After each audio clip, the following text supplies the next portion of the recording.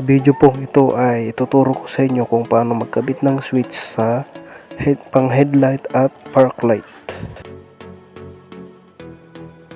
Ang una po nating gagawin ay kakalisin po natin ang bolt na size 12 po sa upuan. Yan. May dalawang bolt po yan na size 12, left and right.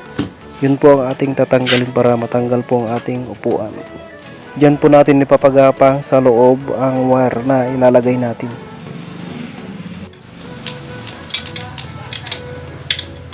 Size 12.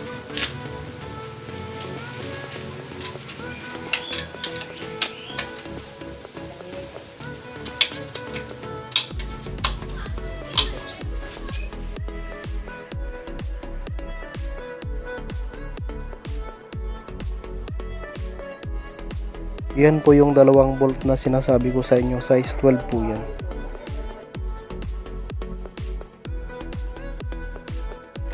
Ang una nating gagawin po ay hanapin po natin yung kulay brown at tatanggalin po natin sa kanyang connected na nakarekta. Itong green na may lining po na yellow, yan po ay stoplight. Yan po ang color coding ng stoplight ng likod at saka harap. Yung pure green naman po, yan po ang ground. Yan, na-connect ko na po ang wire na ipapagapang sa harapan. Yan, balutin po natin ng maayos. Siguraduhin po natin na walang lumalabas na open wire upang hindi may dikit sa kanyang body. Para maiwasan po natin ang grounded at pagkaputol ng fuse. Yan, dinamihan ko po ng tape kasi sarili ko namang pong motor yan. Gusto ko po kasi sigurado talaga na walang lalabas na wire na kahit konti. Yan, ipapasok po natin at isasama sa kanyang original wire. Sasama po natin sa kanyang harness para maayos pong tignan.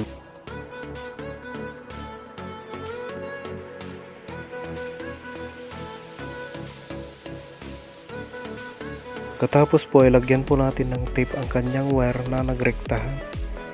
Yan po ang kanyang dugtong dati, kulay brown po yan.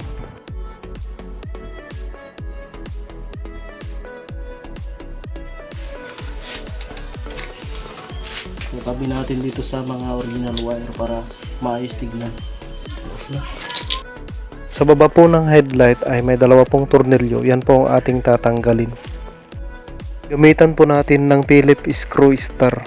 At kung maluwag na po ay pwede na po nating kamayin.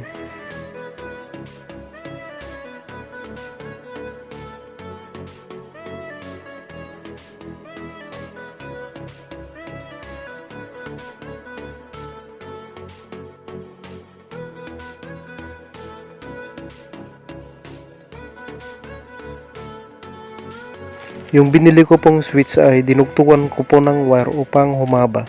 Yung input po ng switch na wire ay ilalagay po natin sa main wire ng blue na may lining na white. Buhulin natin ng maigi upang hindi siya mag-disconnect. Siya nga pala, ito po yung pinutol kong wire na rekta. Dito po natin i-connect ang kanyang input ng switch. Isang wire lang po yan, blue na may lining na white. Ang output po naman ng switch ay dyan po natin ilalagay yung wire na galing po sa likod na pinagapang natin. Yan po ang kanyang park light na galing po sa likod. Buhulin po ng maigi upang hindi po siya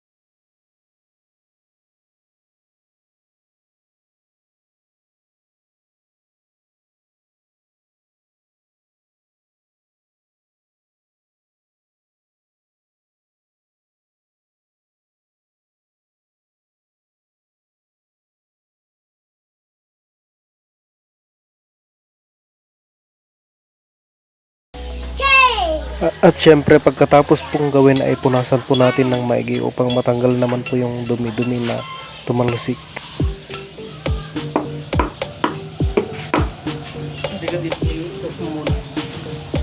Yung mga baguhan lang po na magbubukas po ng left cover ay ganito po ang kanyang itsura.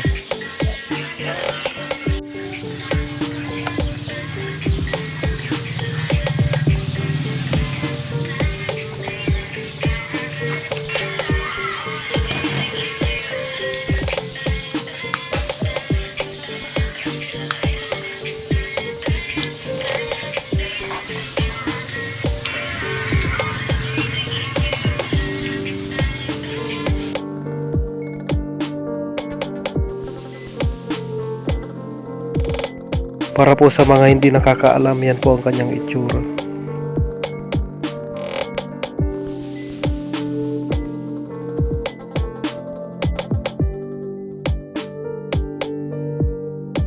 Yan, ibabalik na po natin ang kanyang tornilyo. Size 12 po yan. Kamayin po muna natin upang maramdaman po natin kung pumapasok ba o hindi. Kasi minsan po ay matigas po yan, hindi pumapasok. Ibig sabihin hindi po nakasentro yan. Dapat nakasentro po yan. Pag nakalahati na po ay gamitan po natin ng tools pang mahigpitan na. Alright, okay na po siya. Ganyan lang po ang gagawin nyo upang may connect nyo po ng maayos yung switch.